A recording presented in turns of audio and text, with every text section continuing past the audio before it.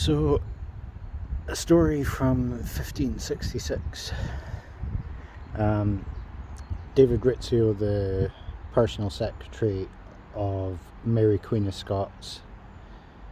The buildings around Holyrood Palace are a little bit different today.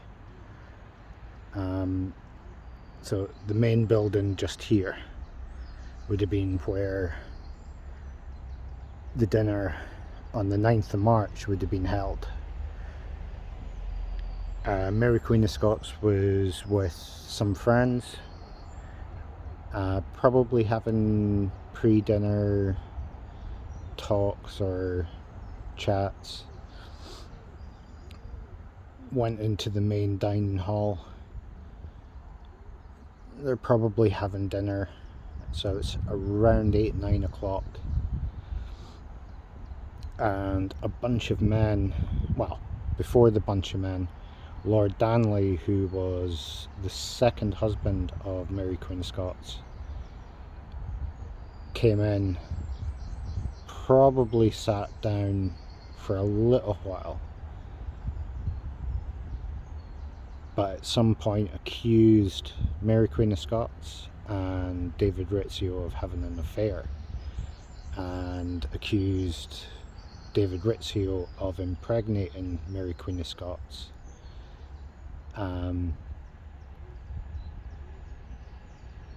Basically accusing them of having an affair. So after the accusation from Lord Darnley, another bunch of men barged in. David Rizzio was crouching behind Mary Queen of Scots. Now, these men were Protestants. Mary Queen of Scots was a staunch Catholic. So being that Mary was a staunch Catholic, these Protestant men, probably in the number of 7 to 12, took a hold of David Rizzio, who was crouching behind Mary Queen of Scots, held Mary at gunpoint, supposedly, and in front of Mary Queen of Scots proceeded to stab him somewhere between 48 and 47 times. Probably while he's, I wouldn't say while he's alive, I would say when he was dead. Took him out of the room and threw him down the stairs at the back of the dining hall. Now, whether it be just after or some time after, Mary Queen of Scots was able to plead with Lord Darnley to the point where she was let go and was able to flee Edinburgh. And it would take about until April until she was able to come back. But the story after this event with Mary goes in so many different ways. What's really quite a story of one of the greatest people of Scotland to never actually get to run the country the way she sees fit. Now, the way rumours worked back then, if you're accused, you're pretty much dead in the water, especially if you're accused of murder, affairs, things like that. Some people can write it off, some people can't. Mary, because of the uprising at the time, never got the chance. Now, had she never married Lord Danley and her first marriage survived, different story. But her son would more than likely be affected by the events he would learn about his mother and his father. But his father dying quite early on, because Mary was only married to her first husband for about 2-3 years. And then not long after the David Rizzio event, I think it would be a year, maybe not even a year, had to give up the throne. Never allowed to come back. Then, after that, you've got an even more spiteful person who just wanted her out of the way because she was a contention to the throne of England. And if you look at the events after David Rizzio's murder, you're pretty much looking at the demise of one person and the rise of another. Should it have been the way it was? Probably not, because the greatest person never really got to hold the throne, really, in all cases. So now, 139 years later after the David Rizzio murder, if you're looking at the screen, the 3 square windows that you can see, kind of see the 4th one, that building is Queensberry House. Now, what happened 139 years after the David Rizzio murder, somewhere between January and March, there was, at that time, the signing of the Union. Now, it was all done in secrecy by the noblemen of Queensberry House, because he was getting about £13,000 probably lands and titles if he pushed it through. Now, it was all done in secrecy because he knew it would cause an uprising in Scotland. So the house itself was built in around 1691, I think. So he leaves one night. Now, I don't think it's true, but it's said that he left to go and sign on the final time of the signing of the Act of Union, and it's said at around this time, his son, who is said to be an imbecile and quite aggressive, who was locked in a room most of his life, somehow gets out, and basically all the servants have been allowed to go for that particular day, evening, because obviously no one's allowed to know that he's going to sign these documents that would cause an uproar. When he returns, he finds that his son has cooked a servant. Now, there's different degrees of the age. Some say it's younger man, some say it's boy. But his son is at 10 years old, kills a servant of whatever age,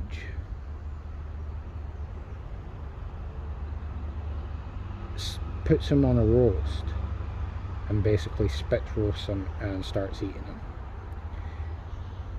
Now, come to find out that just after the signing of the Act of Union.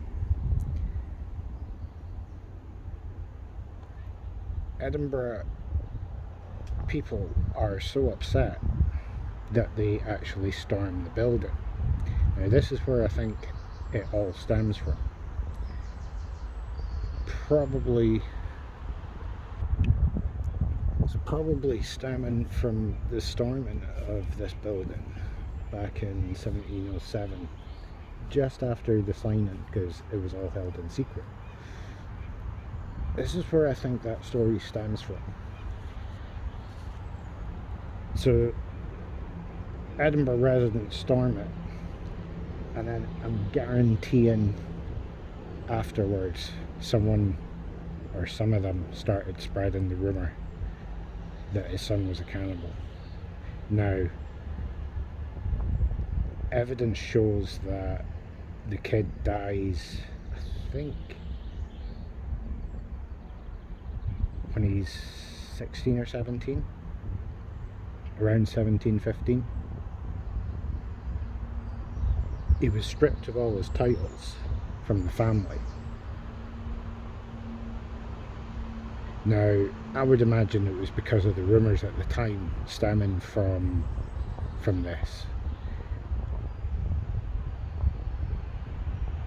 rather than it actually being true. Simply because you've got so many people so angry that something had happened that they weren't told of, they didn't know about, and it's typical Scottish behaviour to go on and create these kind of rumours. And I would imagine the kid probably did have something wrong with him because of the royal families. Even today, their views on mental health, and just times have changed, people are more aware of it, it's much more prevalent, there's been much more studies done on it, we know a lot more about it. Back then, didn't really know about it, so you just need to start the rumour. So story number 3, much like number 2, Queensberry cannibal, this one less likely to be true, but it's really difficult to actually say if it is because of recording at the time. So in 1590 it was said that James VI, who was the son of Mary Queen of Scots from her first marriage, I think, first or second,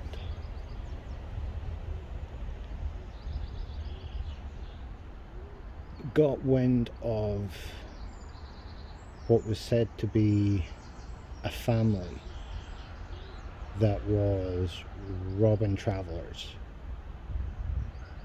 Now, what's difficult to understand is why he would go out if they were just robbing travellers. Now, they were a little bit away from Edinburgh, which was a lot smaller at the time.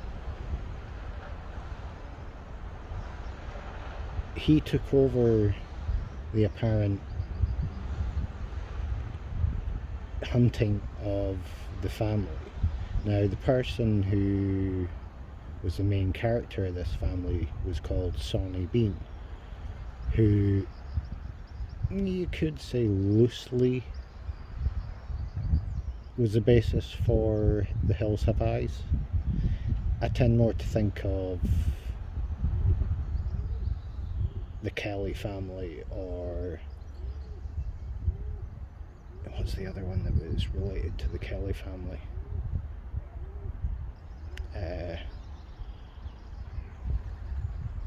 Anyway, can't remember the name. But the Kelly family who killed people, I think that's more the number one of Hills Have Eyes. This kind of loosely. More in the sense of the way the family was gathered together. It wasn't really family related. But Having said that, I digress. Back to the story. So James VI rides out with a bunch of men to track down Sonny Bean. Apparently they find him not far from Edinburgh, probably about 10-20 miles. Now, it's hard to say if at this time if that is actually true, but what is said is that he was taken back to Edinburgh, put in the jail, which would be the old toll booth. Now, there's a few toll booths at the time, but the old toll booth would have been either reconstructed or have had some strengthening to it up on the Royal Mile near St Giles Cathedral. Some say it was down in Leith. Tend not to think that you would, for something that would be so highly publicised, you would go with the strongest place to secure him. Now, James VI went out to this place where this family was, found them under shocking circumstances, basically killed the entire family of up to 40 people by trapping them in a cave that was said to be their own cave that had body parts, boiling body parts, and an inbred family. Basically dynamited them all, and that was the family's end. But came back to Edinburgh, and basically James VI was so shocked he killed Sonny Bean there and then, and didn't record anything. I don't think the only way this would be true, because there's other things around the same kind of time that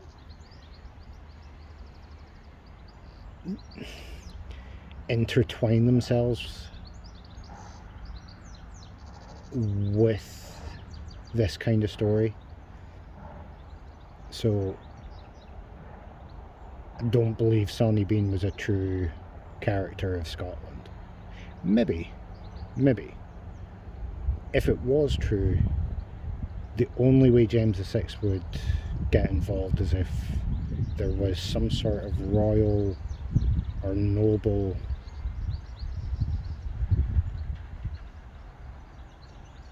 carriage carrying nobles or royals in some shape or form that was attacked, and they were killed, went missing. That's the only way I can see that coming through as being true.